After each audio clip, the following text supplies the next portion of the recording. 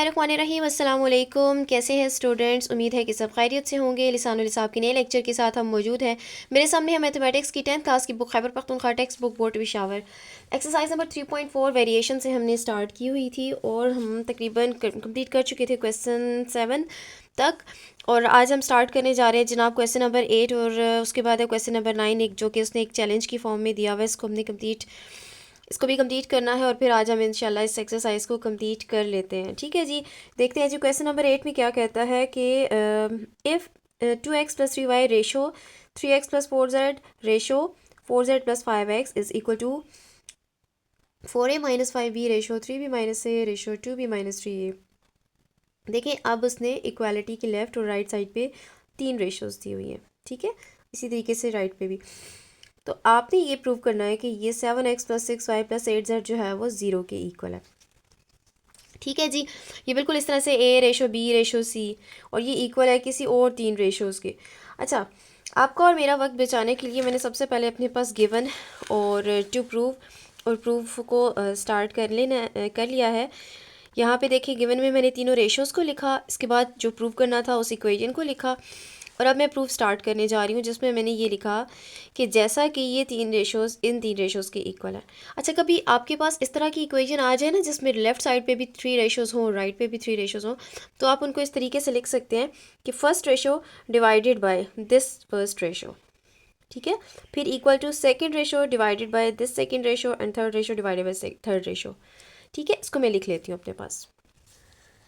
ये देखिए इस तरीके से 2x + 3y को मैंने 4a - 5b से डिवाइड कर दिया, फिर 3y + 4z को 3b - a के साथ और फिर 4z + 5x को 2b - 3a के साथ। ठीक हो गया। अच्छा, अब जैसा कि हम लोग के मेथड पढ़ रहे हैं तो अब आ गई मेरे पास 3 रेशोज़ और वो इक्वल है। और अब हमने क्या करना है, अकॉर्डिंग टू के मेथड इन सबको सबसे पहले लेट करना है कि जनाब ये के इक्वल है। वही स्टेप नंबर 1। ये ले जनाब, मैंने तीनों को के इक्वल लिख दिया। फिर क्या होता है स्टेप नंबर 2 में हर रेशो को हम सेपरेटली के इक्वल कर देते हैं। ठीक है जी, मैं उसको भी लिख लेती हूँ।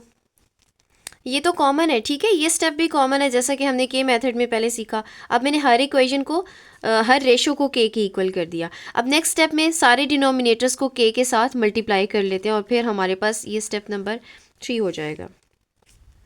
ये ले जी, मैंने अपने पास लिख लिया के साथ जो भी और डिनोमिनेटर्स थे उनको राइट हैंड साइड पे शिफ्ट करके मल्टीप्लाई भी कर लिया। ठीक है, अब मेरे पास यहाँ पे 3 डिफरेंट इक्वेशंस बन गई हैं। मैं इनको नाम दे देती हूँ, इक्वेशन 1, 2 और 3 का।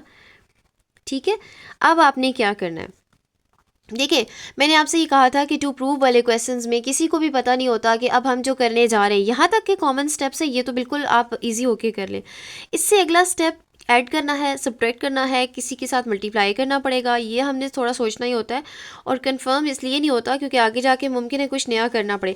अब ज़रा आप एक नज़र देख लें जिसको आपने प्रूव करना है, वहाँ पे आपको राइट हैंड साइड पे 0 चाहिए जबकि लेफ़्ट हैंड साइड पे कुछ टर्म्स चाहिए जो कि ऐड हो रही हूँ।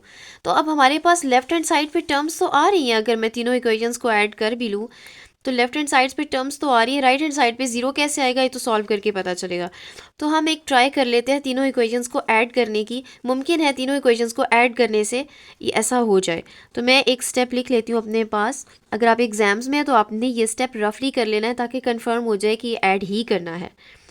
ठीक है, मोस्टली इसी तरह से होता है, ऐड सब्ट्रैक्ट करने से आ जाता है, प्रूव हो जाता है। Adding equation 1, 2 and equation number 3, तीनों को ऐड करना है। ये ले जी, मैंने तीनों को ऐड कर लिया जिसमें लेफ्ट हैंड साइड्स आपस में ऐड हो गई और राइट हैंड साइड्स आपस में ऐड हो गई। ठीक है, अभी मैंने ब्रैकेट्स ओपन नहीं किया, आप कर भी सकते हैं। ओपन इसलिए नहीं की क्योंकि मैं तीनों में से ओवरऑल एक ही दफ़ा के को कॉमन ले लूँगी। इससे मुझे थोड़ी सहूलत ही हो जाएगी, बस मुझे के साथ बार बार K4A K5B और इस तरह से लिखना नहीं पड़ेगा। अगर आप अलग अलग से ओपन करके ऐड करना चाहते हैं तब भी सही है। ओवरऑल मैंने के को कॉमन ले लिया, बाकी मेरे पास बच गया 4A - 5B और 3B - A और 2B - 3A। ठीक हो गया। जबकि यहाँ पे क्या बना, ये देखिए 2x और 5x ये बन जाता है जनाब 7x। इसी तरीके से 3y + 3y is 6y and 4z is actually 8z। ठीक हो गया। अच्छा, जबकि राइट हैंड साइड पे क्या है, अब देखिए इन टर्म्स को मैं ऐड सब्ट्रैक्ट करती हूँ, इसको मैं दोबारा लिख लेती हूँ। 7x plus 6y plus 8z is equal to K into A की टर्म्स लाइक टर्म्स हम इकट्ठी कर लेते हैं। एक तो 4a है, दूसरा a है माइनस a, और फिर minus 3a। 4a minus a बन जाएगा हमारे पास 3a, ठीक है, और 3a माइनस 3a 0, ठीक है। इस तरह से b की टर्म्स को देखिए, -5b प्लस 3b और 2b है, प्लस 2b प्लस 3b, ये दोनों मिलके 5b बनेगी, ठीक है, और -5b plus 5b minus 5b भी कैंसिल हो जाएगा, तो आपके पास कोई टर्म बाकी नहीं बचेगी, यहाँ पे सिर्फ 0 रह जाएगा। और ये मल्टीप्लाई हो रहा है, k into 0 is actually 0, 0 multiplied by any number, answer is 0। So this is 7x plus 6y plus 8z is equal to 0। अब आप देखें, आपको यही प्रूव करना था कि 7x plus 6y plus 8z is equal to 0, यही हमारे पास प्रूव हुआ, इसलिए मैं एंड में लिख देती हूँ एक छोटी सी statement, hence proved.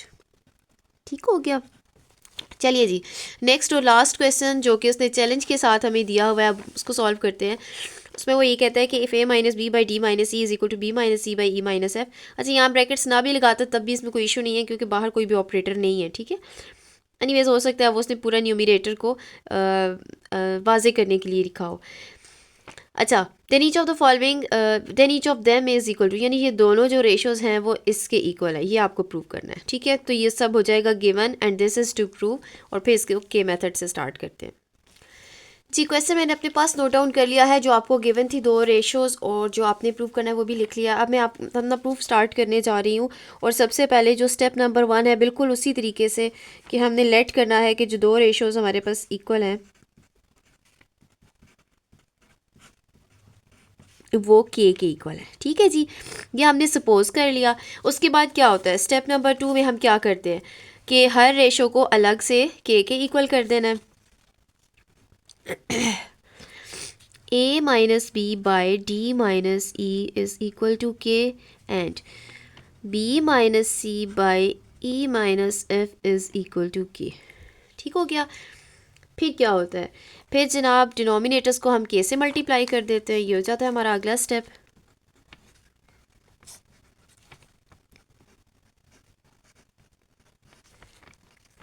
b minus C is equal to K into E minus F. ठीक हो गया। अच्छा, अब आप क्या करें कि यहाँ पे आप ब्रैकेट्स भी ओपन कर सकते हैं। a minus B is equal to K D या डी के कर लें, अल्फ़ाबेटिकल ऑर्डर हो जाए तो ज़्यादा बेहतर है, और ई के, और दूसरी इक्वेशन से b minus C is equal to E K minus F के।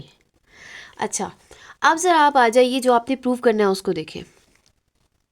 अगर मैं इस ब्रैकेट्स को ओपन करूं तो मैं क्लियरली ये देख सकती हूँ कि देखिए इस ब्रैकेट के बाहर तो कोई ऑपरेटर नहीं है, ठीक है, इसको विदाउट ब्रैकेट भी लिखा जा सकता है।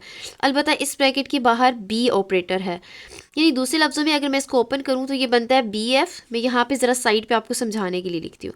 एक टर्म है जनाब बी एफ़, एक टर्म है बी डी के साथ मल्टीप्लाई हो रही है, फिर है जी एक सी डी की टर्म, और एक है माइनस ए एफ़ की टर्म। ये 4 टर्म्स हैं आपके पास, जबकि आपके पास इस वक्त ये देखिए ये कंडीशंस आ रही हैं। अच्छा, के तो कहीं भी नहीं है ना, जिसको आपने प्रूव करना है उसमें के तो कहीं नहीं होता। आप ज़रा राइट हैंड साइड को इग्नोर कीजिए जिसमें के आ रहा है, सिर्फ आप लेफ्ट हैंड साइड्स को देखिए, दोनों इक्वेशंस को। ए है, बी है और सी है। ए के साथ आपको जो प्रूव करना है उसमें आपको ए के साथ एफ चाहिए, ज़रा पॉइंट टू बी नोटेड, ए के साथ आपको एफ चाहिए। इस मकसद को पूरा करने के लिए आपको इस फर्स्ट इक्वेशन को f से मल्टीप्लाई करना ही होगा, जब ही आपके पास ए एफ की टर्म आएगी, क्योंकि और तो कहीं भी ए नहीं है, ठीक है। सो मैं यहाँ एक स्टेटमेंट लिखने जा रही हूँ कि मल्टीप्लाइंग इक्वेशन 1 बाय f, ये बन जाएगा A F minus B F, ठीक है। और इक्वालिटी की राइट हैंड साइड पे डी एफ के अल्फ़ाबेटिकल ऑर्डर में लिख लें तो बेहतर है, माइनस ई एफ के, ठीक है। ये फर्स्ट इक्वेशन को जब मैंने एफ से मल्टीप्लाई किया। अच्छा, अब दूसरा काम भी चेक कर लें। ये जो सेकंड इक्वेशन है इसमें आपके पास बी और सी आ रहे हैं। आपके पास ए एफ तो बन गया ना, ठीक है, और मल्टीप्लाई करने के बाद आपके पास बी एफ की टर्म भी आ गई।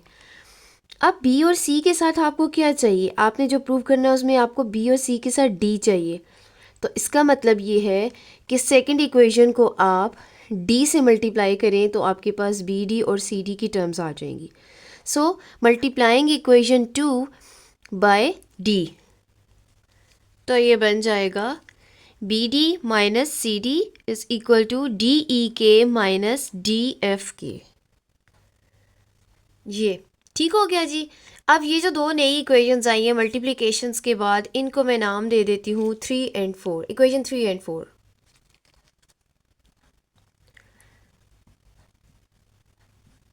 ठीक है, 1 2 पहले से नाम दिया हुआ था और मल्टीप्लिकेशन के बाद जो आई ये इक्वेशन हो गई 3 और ये हो गई इक्वेशन नंबर 4। ठीक है, अब इन दोनों इक्वेशंस को हम ऐड या सब्ट्रैक्ट, मैंने आपसे कहा था कुछ भी चेक करना पड़ता है, करके चेक करते हैं। फॉर एग्ज़ाम्पल मैं एडिंग ट्राई करती हूँ और देखते हैं जी कि इससे क्या रिज़ल्ट आता है। Adding equation number 3 and equation number 4।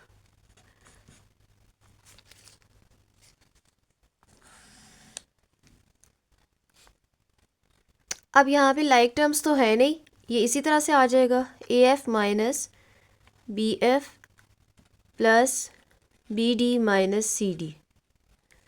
ठीक है, और राइट हैंड साइड पे देखें D F K minus D F K, ठीक है, और ई एफ के डी ई के है, ये लाइक टर्म्स नहीं है, ये इसी तरह से मैं लिख लेती हूँ D E K minus E F के। अब ऐड करने के बाद आपके पास ये आ गई। ठीक है, अच्छा, अब आपने जो प्रूव करना था उसमें डिनोमिनेटर में था और एक तो फ्रैक्शन फॉर्म थी और दूसरा के नहीं था। तो इसका तरीका ये करें आप, यहाँ से मैं के को कॉमन ले लेती हूँ, ठीक है, बाकी बच गया D E minus E F, और आपको याद हो कि बी कॉमन था तो मैं ये इन दोनों टर्म्स में से मैं बी कॉमन ले लेती हूँ। ठीक है, ये पॉजिटिव वाली मैं पहले लिखती हूँ, अगर इसमें से बी कॉमन गया तो डी रह गया, और जब इसमें से बी कॉमन गया तो माइनस एफ रह गया। ठीक, और बाकी माइनस सी डी और प्लस ए एफ को मैं अलग से लिख लेती हूँ ताकि वो फॉर्म भी बन जाए। के को मैं नेक्स्ट स्टेप में आइसोलेट कर देती हूँ, ये सारा डिनोमिनेटर में चला जाएगा, तो ये बन जाएगा B into D minus F minus C D plus A F whole divided by D E minus E F. ठीक है, अब ज़रा देखें आपने प्रूव क्या करना था। ये देखें बी कॉमन तो था लेकिन एफ माइनस डी है, ठीक है, जबकि आपके पास क्या आ रहा है डी माइनस एफ। ठीक है, ये ज़रा पॉइंट नोट कीजिएगा। फिर next term plus C D minus A F है, ठीक है, ये दो टर्म्स हैं plus C D minus A F, जबकि आपके पास आ रही है minus C D plus A F. आपने नोटिस किया कि सारी टर्म्स के साइंस का डिफरेंस आ रहा है। अच्छा, आगे चलिए, दूसरी बात ये कि डिनोमिनेटर में ई कॉमन है, एफ माइनस डी की फॉर्म है, तो जब हम ई को कॉमन लेंगे तो ये डी माइनस एफ बनेगा। तो गोया ये सारी टर्म्स के साइंस का चेंज आ रहा है। तो आप साइंस का चेंज लेने के लिए एक आसान तरीका है, अच्छा पहले तो मैं इसके डिनोमिनेटर का प्रॉब्लम हल करती हूँ जी। ई कॉमन लेना है और यहाँ पे आएगा डी माइनस एफ। ठीक है, आप ये कीजिए कि न्यूमरेटर में और डिनोमिनेटर में जैसा कि हमारे पास साइंस का चेंज आ रहा है, तो आप क्या करें कि सब में से माइनस साइन को कॉमन ले लें ताकि ये माइनस का प्रॉब्लम हल हो जाए। अब ऊपर वाली न्यूमरेटर में तीन तरह की टर्म्स है, एक B into this one and this one. ठीक है, ये तीन टर्म्स हैं। अगर मैं जब इसमें से कॉमन लूँगी नेगेटिव साइन तो ये बन जाएगा नेगेटिव बी और डी माइनस एफ के बजाय एफ माइनस डी हो जाएगा। कैसे, एफ नेगेटिव था तो अब पॉजिटिव हो जाएगा, डी पॉजिटिव था तो अब नेगेटिव हो जाएगा इस माइनस साइन की वजह से। इस तरह से अगर मैं इस टर्म में से भी माइनस को कॉमन लूँ, ये वाला माइनस मैंने यूँ समझे कि इसमें से भी ले लिया कॉमन, इसमें से भी ले लिया, अब ये प्लस सी डी रह जाएगा। इसी तरह से इसमें से जब माइनस कॉमन जाएगा तो माइनस रह जाएगा। ठीक है, दो माइनस मिलके प्लस बनते हैं, तो ये हो जाएगा, सॉरी ये लार्ज ब्रैकेट है, ये मैंने ओवरऑल कॉमन ले लिया नेगेटिव साइन, ठीक है, होल डिवाइडेड बाय डिनोमिनेटर में से भी जब मैं नेगेटिव साइन को कॉमन लूँगी बिल्कुल इसी तरीके से, तो d माइनस एफ़ की बजाय f माइनस डी बन जाएगा, यानी कि d अगर पहले पॉजिटिव था अब नेगेटिव, f नेगेटिव था तो अब पॉजिटिव बन जाएगा। ठीक हो गया। अब ये नेगेटिव साइन इस नेगेटिव साइन के साथ कैंसिल होके पॉजिटिव हो सकता है और आपके पास रह जाएगा b into F minus D plus C D minus A F whole divided by e into F minus D and this is also equal to K. अब ज़रा आ जाइए वापस जनाब, ये तो एग्जैक्ट वो फॉर्म बन गई जिसको प्रूव करना था, लेकिन प्रूव करना क्या है। अब ओवरऑल चेक कीजिए। आपने सपोज़ ये किया था कि ये जो दो फ्रैक्शंस दी हुई हैं ये के इक्वल हैं, इसको मैं कोई इक्वेशन नंबर कैपिटल ए का नाम दे देती हूँ, ठीक है।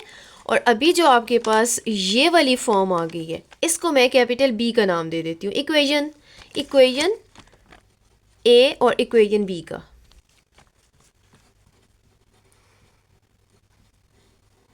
ठीक है। अब आप आखिर में एक स्टेटमेंट लिखिए कि from equation A and equation number B, ठीक है, इट इज़ क्लियर या इट इज़ प्रूव्ड, जो भी आप लिखना चाहें, दैट कि वो दोनों भी के इक्वल थी, ये भी के इक्वल है। इसका मतलब है वो फर्स्ट रेशो जो कि इक्वल थी सेकंड रेशो और वो भी इक्वल है थर्ड रेशो की, तीनों आपस में इक्वल हैं क्योंकि तीनों ही के इक्वल है। मैं ये लिख लूँ फिर फर्स्ट सेकंड भी लिख लेती हूँ। यहाँ पे है लास्ट हमारे पास b into F minus D plus C D minus A F whole divided by E into F minus D.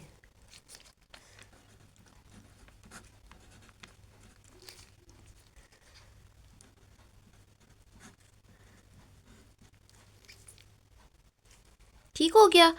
ये दोनों पहले से इक्वल थी, इनको हमने के इक्वल किया, ये भी के इक्वल आ गई। इसका मतलब है by the help of transitive property हम कह सकते हैं तीनों के इक्वल हैं। यहाँ तक आज की एक्सरसाइज कंप्लीट हो जाती है जो कि था के मेथड। इस इन वीडियोस के बाद में अब भी किसी ने कहा ना कि हमें के मेथड नहीं आता तो मैंने उसकी फेंटी लगा देनी है। ठीक है जी, आपके माइंड में किसी भी किस्म का कोई भी क्वेश्चन हो, कोई भी क्वेरी हो, आप कमेंट सेक्शन में ज़रूर पूछिएगा। नेक्स्ट वीडियो में इंशाल्लाह हम नेक्स्ट एक्सरसाइज को, नेक्स्ट टॉपिक्स को स्टार्ट करेंगे। तब तक के लिए अल्लाह हाफिज़।